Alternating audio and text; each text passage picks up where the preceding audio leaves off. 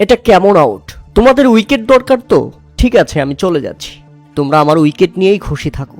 নিজের হেলমেট খুলে গ্লাভস খুলে মাঠেই ছুঁড়ে মারলেন সালমান আলী আগা। অবশ্য মেজাজ হারানোটা স্বাভাবিক ছিল, দারুণ খেলছিল পাকিস্তান, দারুণ জুটি করে ফেলেছিল মোহাম্মদ রেজওয়ান এবং সালমান আলী আগা, 109 রানের পার্টনারশিপও করে ফেলেছিল। কিন্তু হঠাৎ বিপত্তি, ইনিংসের 39তম ওভারের চতুর্থ ডেলিভারি ছিল সেটি। মেহেদী হাসান মিরাজ ডেলিভারিটি করলে মোহাম্মদ রেজওয়ান সোজাসুজি ব্যাট চালালে বলটি চলে আসছিল নন স্ট্রাইক প্রান্তে, কিন্তু সেখানে রান নেওয়ার জন্য বের হয়ে গিয়েছিলেন সালমান আলী আগা।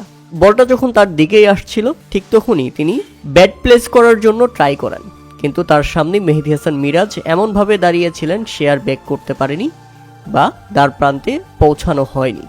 এই ব্যাপারটিকে স্বাভাবিকভাবে নিয়েছিল সালমান আলী আগা। তিনি বুঝতে পারেননি মেহেদী মিরাজ আসলে এমনটা করবেন, তাই তো বুকার মতো বলটা নিজেও হাত দিয়ে তুলে মেহেদী মিরাজকে দিতে চেয়েছিলেন তিনি, কিন্তু না, তার আগেই মেহেদী মিরাজ বলটা নিয়ে স্টাম্পে আঘাত করে আউটের আবেদন করে বসলেন। রীতিমতো আকাশ থেকে পড়লেন সালমান আলী আগা। তিনি শুধু বলছিলেন, আরে ভাই এটা মশকরা নাকি? আমি আরো তোমাকে বলটা তুলে দিতে চেয়েছিলাম, আর তুমি বলটা এইভাবে নিয়ে স্টাম্পে আঘাত করে এখন আবার আউটের আবেদন করতেছ।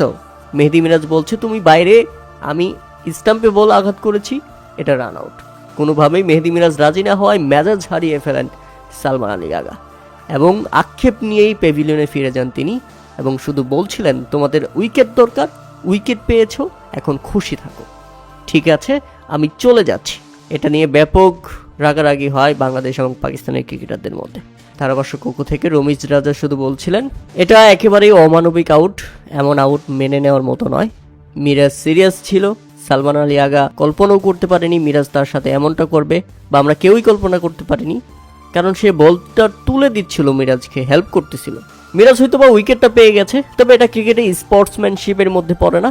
আমার কাছে ব্যাপারটি ব্যাপক অমানবিক এবং অযৌক্তিক মনে হয়েছে। ক্রিকেটের নিয়ম অনুযায়ী এটা আউট হলেও ক্রিকেটের সৌন্দর্যের মধ্যে এটা কোনোভাবেই গ্রহণযোগ্য নয়। প্রিয় দর্শক, এ ব্যাপারে আপনাদের মতামত অবশ্যই আমাদের কমেন্ট করে জানাবেন।